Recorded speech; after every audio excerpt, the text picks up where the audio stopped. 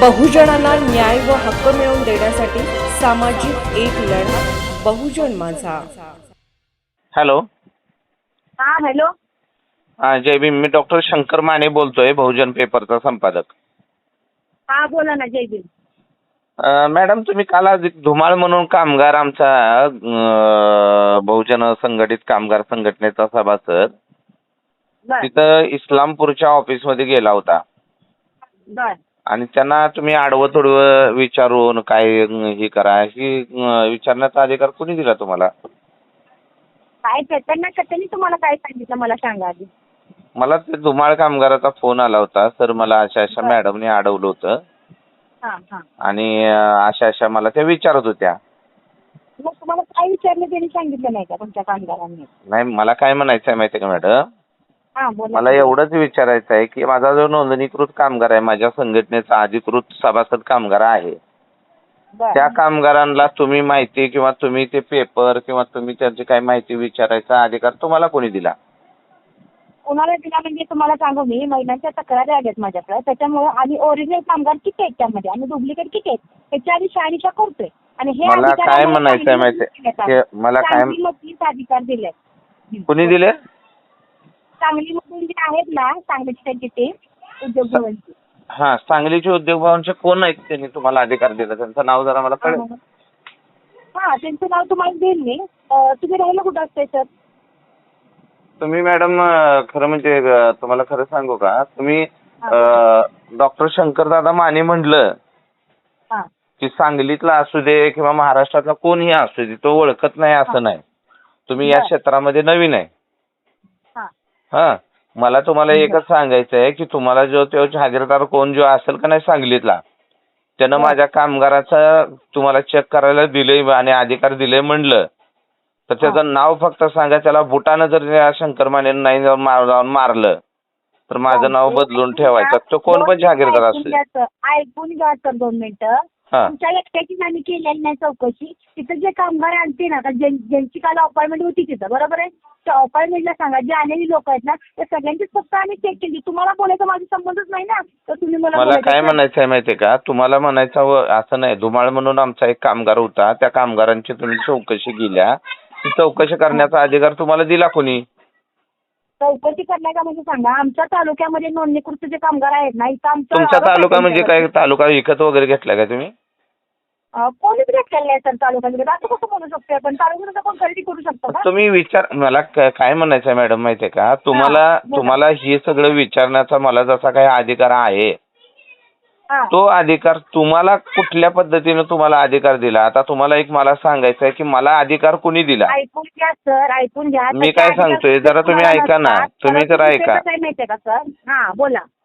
तुम्हाला एक सांगतो मी, तुम्हाला बोलण्याचा अधिकार मला आहे. ही मी कुठल्या अधिकारानं बोललो?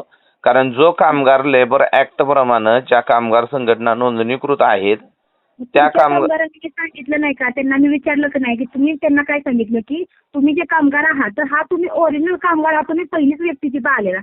जेवढी आमची शहानिशा चालू आहे ना आमच्या 8 दिवसामध्ये, म्हटलं जो तुमचा धुमाळ तुम्ही सांगितलं ना कामगाराचा, तर त्यांना मी सांगितलं की तुम्ही जो कामगार आहे ना तो पहिलीच नोंदणी आहे आमच्या निदर्शनामध्ये आलेली की तो ओरिजिनल कामगार आहे. हे तुमच्या जवळच्या माणसाला सांगितलं नाही का?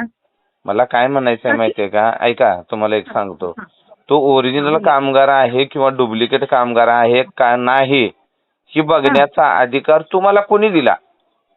आमच्याकडे तक्रारी आहेत सर. काय अहो, पण माझ्या कामगारांना चेक करायचा अधिकार तुम्हाला कोणी दिला? अहो, तुमच्यात असं कोणी केलेलं नाहीत ना. आम्ही कंपल्सरी सगळ्यांना मॅडम, तुम्ही 8 दिवस झाला चेक करायला लागलाय किंवा काय करायला लागलाय, आम्ही तुम्हाला फोन केलाय का? तुम्हाला फोन केलेला नाही. ज्या दिवशी तुम्ही माझ्या कामगारांना मी नावासहित सांगू शकतो त्या कामगारांना तुम्ही विचारलं, ते विचारण्याचा अधिकार तुम्हाला संविधानिक कोणी दिला?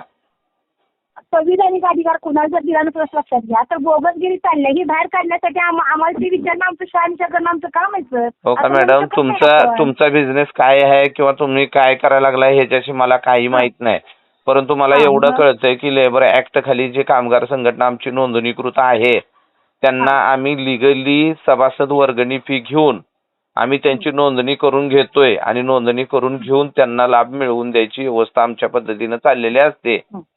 तर त्यामध्ये ह्यो जो अधिकार जो आहे, ऐका की, जो काय अधिकार आहे तो तुम्ही इथनं पुढे तुमचं काय करताय ह्याच्याशी आम्हाला मतलब नाही, परंतु ध्यानात ठेवा, इथनं पुढे आमच्या बहुजन असंघटित कामगार संघटनेचा कामगार तिथं आहे म्हणून तुम्हाला सांगितलं तर त्याची 1% सुद्धा चौकशी करायचा अधिकार तुम्हाला नाही. पुन्हा तुम्ही त्या कुठल्याही गोष्टीने त्यांची चौकशी करायची नाही. तुम्ही बाकीचं तुमचा काय बिझनेस आहे, तुम्ही कुणासाठी काय करायला लागला याच्याशी आमचा मत येतो. ऐकून घ्या सर, मी तुमच्या ऑफिसला येतो, आले की आपण सविस्तर चर्चा मॅडम, मी करूया. ऑफिसला या, तुम्ही येण्याबद्दल तुमचं काय म्हणणं नाही माझं. तुम्हाला एकच सांगतो तुम्हाला. मात्र आतापर्यंत पोलिसांची कारवाई नाही. कामगारांना अडवून चौकशी, तक्रार असूनही पोलीस शांत का? संदीप धुमाळ. 5 दिवसांपासून गोंधळ, तरीही प्रशासन मौन का? बांधकाम कामगार. कामगारांच्या हक्कावर घाला. कारवाईसाठी संताप उसळला. कारवाई न झाल्यास रिपब्लिकन कामगार सेना तीव्र आंदोलनाचा इशारा. कामगार सुविधा केंद्राला बेकायदेशीर टाळे ठोकण्याचा प्रकार, मात्र आतापर्यंत पोलिसांची कारवाई नाही. इस्लामपूर येथील कामगार सुविधा केंद्रात गेल्या 5 दिवसांपासून एक व्यक्ती येऊन बेकायदेशीररित्या गोंधळ घालत केंद्राला टाळे ठोकण्याचा प्रकार घडत असल्याची गंभीर बाब समोर आली आहे. या प्रकारामुळे बांधकाम व इतर कामगारांना मोठा त्रास सहन करावा लागत असून कामगारांमध्ये भीतीचे वातावरण निर्माण झाले आहे. मिळालेल्या माहितीनुसार संबंधित व्यक्ती कामगार सुविधा केंद्रात येणाऱ्या कामगारांना अडवून चुकीच्या पद्धतीने विचारपूस करत आहे. कामगारांची नोंदणी, नूतनीकरण तसेच विविध शासकीय योजनांचे लाभ घेण्यासाठी अर्ज भरण्यासाठी येणाऱ्या कामगारांना अडवून त्यांच्या कागदपत्रांची तपासणी केली जात असून त्यांना अनावश्यक प्रश्न विचारले जात आहेत. प्रत्यक्षात अशा प्रकारे चौकशी करण्याचा किंवा कामगारांना अडवण्याचा कोणताही अधिकार त्या व्यक्तीकडे नसल्याचे समोर आले आहे. या प्रकाराबाबत इस्लामपूर पोलीस स्टेशनला तक्रार देण्यात आली असून 112 या आपत्कालीन क्रमांकावरही संपर्क साधून माहिती देण्यात आली आहे. मात्र आतापर्यंत पोलिसांकडून कोणतीही ठोस कारवाई करण्यात आलेली नाही. त्यामुळे कामगारांमध्ये नाराजी व्यक्त होत आहे. आंदोलन करणाऱ्या प्रतिनिधींवर पोलीस व प्रशासन तात्काळ कारवाई करत असते, परंतु अशा बेकायदेशीर कृत्य करणाऱ्या व्यक्तीला पाठीशी का घातले जात आहे असा प्रश्न कामगारांमध्ये निर्माण झाला आहे.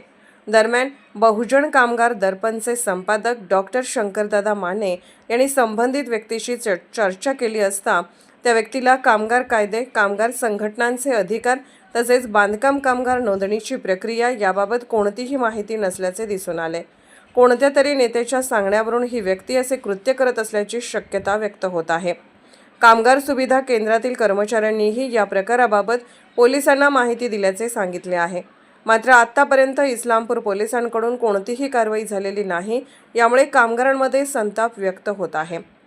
प्रशासनाने तात्काळ लक्ष घालून संबंधित व्यक्तींवर कडक कारवाई करावी, अन्यथा रिपब्लिकन सेनेचे तालुका अध्यक्ष संदीप धुमाळ यांच्या नेतृत्वाखाली तीव्र स्वरूपाचे आंदोलन छेडण्यात येईल असा इशारा देण्यात आला आहे. सध्या या प्रकारामुळे कामगारांमध्ये भीतीचे वातावरण निर्माण झाले असून प्रशासनाने तातडीने हस्तक्षेप करून कामगारांना न्याय द्यावा अशी मागणी होत आहे. हॅलो, हा जय भीम. मी डॉक्टर शंकर माने बोलतोय. ते काल काय तर आमचं एक कामगार तिथं BOCW ला तुमच्या इथं ऑफिसला आलं होतं आणि तिथं ते कुलप लावलेले कोणी तर आणि ती लेडीज कोणतर काहीतरी विचारत होती. ती काय तुमच्या ऑफिसची होती काय?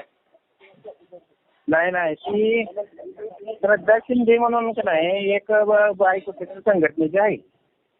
संघटनेची आहे का कशाची आहे ती? संघटनेची आहे. बर, हा. तिनं आपल्या आयुक्त कार्यालय लेबर ऑफिस सांगलीला आहे की नाही, हा, त्याला माहिती मागितल्या. हा. तर तिनं माहिती तिकडे घ्यायला गेलं पाहिजे का आमच्या ऑफिसला कुलूप लावून काय उपयोग आहे होत आहे? मला तुम्ही सांगा, जर ती तुमच्या अनलिगली कुलूप लावते ऑफिसला तर तुम्ही ती पोलिसांना माहिती का दिलेली नाही? दिली की 112 नंबरला फोन केला, बोलवलं पोलिसांना. हा. पोलीस म्हणले आम्ही त्यांना बोलवून घेतो. पोलीस काय म्हणले? आले आमच्या ऑफिसमध्ये आले, तिने बघितलं, पोलिसांनी सगळ्यांनी गेले मागं. मग त्या वेळेला कुलूप लावलेलं होतं, काढलं होतं? लावलेलं होतं. कुलूप लावलं होतं तर तुम्ही तिच्यावर तक्रार द्यायची होती ना पोलीस स्टेशनला. पोलीस स्टेशन काय म्हणले, आम्ही त्यांना बोलवतो, त्यांना सांगतो सगळं. नाही पण मला काय म्हणायचं आहे माहितीये का, आपलं ऑफिस आहे ते मंडळाचं ऑफिस आहे, होय शासनाचं ऑफिस आहे. मग ती तुम्हाला बंद करण्याचा अधिकार तुम्हाला कुणी दिला हे पोलिसांना कोणी दिलं तुम्ही म्हणून आम्ही त्याचा अर्ज लेखी दिलाय त्यांना. कुणाला? आम्हाला या बाईपासून मानहानी पोलीस स्टेशनला अर्ज दिलाय. हा ती आता अर्ज मला आपल्यावर तुम्ही काय म्हणजे? ह्याला पाठवता का?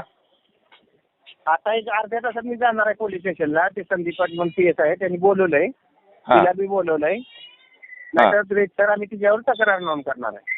नाही पण त्या वेळेलाच तुमचे जे बाबा फोटो वगैरे काढून तुम्ही त्यावेळेला तक्रार नोंद करायला पाहिजे आणि पोलिसांनी तात्काळ त्याच्यावर कारवाई केली पाहिजे. त्याचं का केलेलं नाही? केली कारण पाहिजे.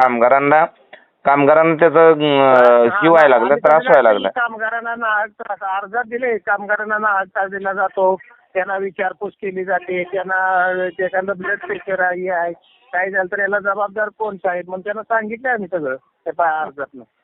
बर पाठवते का अर्ध्या तासात जाते तिथं. मला तुम्ही जरा अर्ज पाठवून द्या. हां बरं. बहुजन माझा चॅनलला क्लिक करून बेल आयकॉन दाबून सबस्क्राईब करा आणि अपडेट रहा.